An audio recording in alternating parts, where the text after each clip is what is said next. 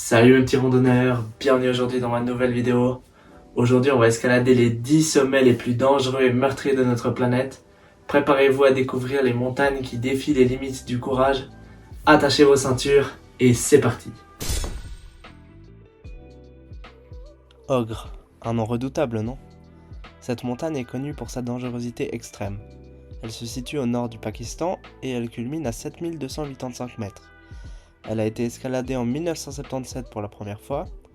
Ses falaises prononcées, ses tempêtes violentes et ses voies d'escalade techniques en font une ascension cauchemardesque pour les alpinistes, ce qui la classe en 10e position. En 9e position, on retrouve le mont Huascaran. Vous en avez déjà entendu parler? Si vous êtes honnête, vous avez répondu non. Cette montagne se situe au Pérou et culmine à 6768 mètres. Elle a été conquise pour la première fois en 1908. Elle possède des conditions météorologiques extrêmes, des avalanches y sont fréquentes et les zones sont vraiment instables, ce qui en fait un énorme défi pour les alpinistes. En 8e place, on retrouve le Cerro Torre. Promis, le prochain vous le connaîtrez. Il se différencie des autres par sa forme en pointe, ce qui fait de son ascension plus de l'escalade que de la rando. Il culmine à seulement 3102 mètres et il était gravi en 1959 pour la première fois. Donc c'est vraiment la montagne la plus basse qu'on va voir aujourd'hui. Avec sa paroi verticale et ses conditions climatiques brutales, cette montagne est redoutée par beaucoup de grimpeurs. Des vents forts et imprévisibles ainsi que des tempêtes soudaines rendent l'ascension de cette montagne presque impossible. Je vous l'avais dit que vous le connaîtriez celui-là. En 7e position, le toit de l'Europe. Vous le connaissez toutes et tous normalement. Pour les personnes vivant dans des grottes, le Mont Blanc est la plus haute montagne d'Europe. Elle fait 4810 mètres d'altitude et se situe dans les Alpes entre la France et l'Italie. Elle a une longue histoire d'escalade et d'accidents. Elle a été gravie pour la première fois en 1760. Environ 20 000 personnes s'y rendent chaque année et il y a environ 100 décès par an. Le grand nombre de gens qui escaladent le Mont Blanc explique le grand nombre d'accidents comparé à d'autres sommets. D'ailleurs, n'hésitez pas à me dire en commentaire si vous pensez que j'irai gravir le Mont Blanc un jour. En 6e position, on retrouve le mont Denali. Ce mont est le point culminant de l'Amérique du Nord. Il a changé de nom en 2015 car les peuples de la région l'appellent le Denali, ce qui signifie celui qui est haut. Il offre un terrain impitoyable aux alpinistes. Culminant à 6190 mètres d'altitude, il a été exploré pour la première fois en 1913. Chaque année, 1200 alpinistes tentent son ascension, mais seulement la moitié arrive au sommet.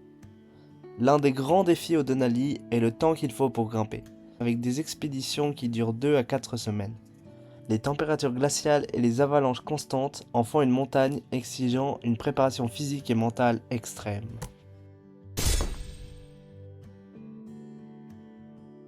En 5e place, le toit du monde. Bien sûr, cette liste ne serait pas complète sans le plus haut sommet de la planète. L'Everest se situe entre le Népal et le Tibet, au milieu de l'Asie. Il a pris naissance suite aux collisions de la plaque tectonique eurasienne et l'indienne. L'Everest a une altitude de 8849 mètres et il est synonyme de danger avec des embouteillages d'alpinistes, des crevasses mortelles et une raréfaction de l'oxygène. Une ascension qui teste la détermination et met la vie en jeu. Elle a une moyenne de 1,4 décès pour 100 personnes au sommet. C'est maintenant à nous, les Suisses, de briller. En 4e position, on retrouve le Matterhorn, nommé Cervin en français. Avec sa silhouette emblématique présente sur les chocolats Toblerone, le Cervin a été lieu de nombreux accidents fatals. Le Cervin culmine à 4478 mètres d'altitude. Les conditions météorologiques imprévisibles et les changements de température rapides en font un énorme défi. Il a été conquis pour la première fois en 1865, ce qui le classe comme dernier sommet alpin à être gravi. Il compte 12 décès par an, dont plus de 500 depuis sa première ascension. Nous arrivons maintenant pour le podium. En 3e position, on a le Nanga Parbat, surnommé la montagne tueuse. Le Nanga Parbat est redouté pour ses risques d'avalanche et ses conditions météorologiques changeantes. Il culmine à 8126 mètres et il était théâtre de plusieurs tragédies alpines. Le Nanga Parbat a coûté 31 vies avant d'être conquise par l'Autrichien Hermann Buhl en 1953.